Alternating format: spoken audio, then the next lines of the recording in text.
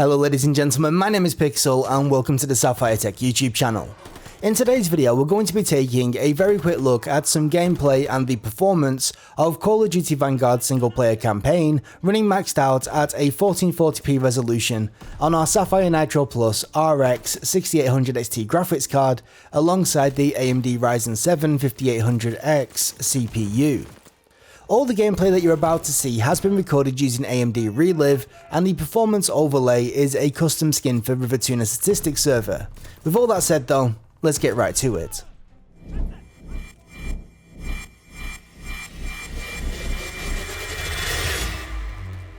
Visually, Call of Duty Vanguard is just about on par with the last couple of entries in the franchise, being Call of Duty Modern Warfare and Call of Duty Black Ops Cold War. Now, the reason that I'm pointing this out is because I think it's generally accepted that each new entry in a franchise, barring any stylistic changes, should be the most visually impressive, and yet, honestly, if I did not already know the answer, I would probably find it very difficult to call which of the three most recent entries is the best looking. That's not to say that Vanguard isn't a great looking game though, because it is. It's just not a very obvious big step forward visually, and in some ways one could argue that it's actually a step backwards due to it lacking certain graphical features that were previously available.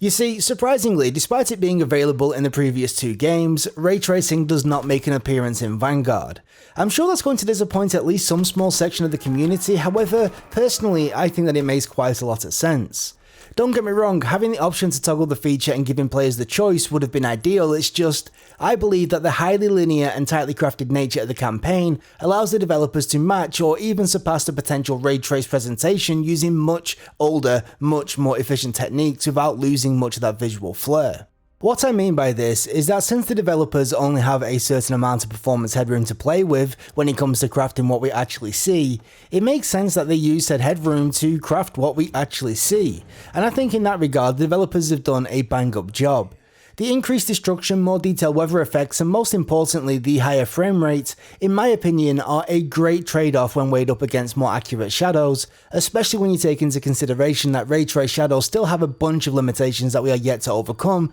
such as ghosting, noise, and transparency to name a few.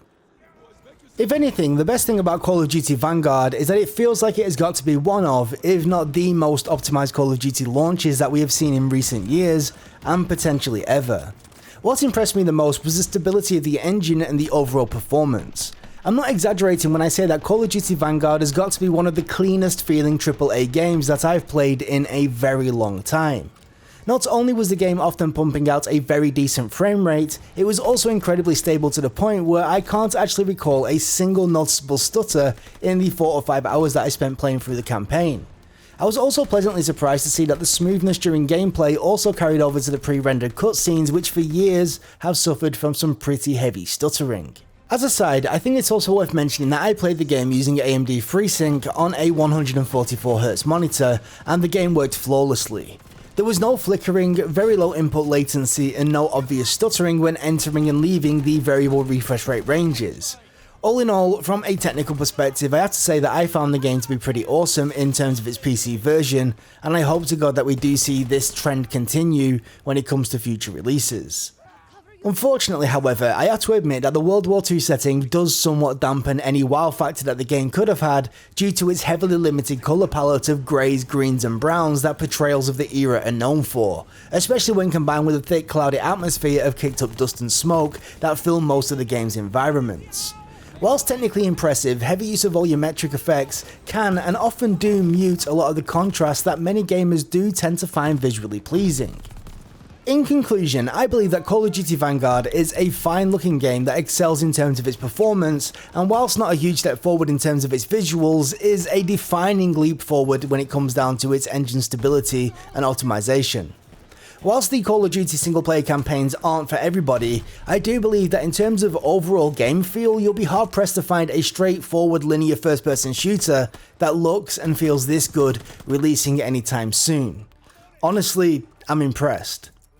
But anyway, that was just me checking out Call of Duty Vanguard single player campaign, maxed out at a 1440p resolution on our Sapphire Nitro RX 6800 XT graphics card alongside the AMD Ryzen 7 5800X CPU.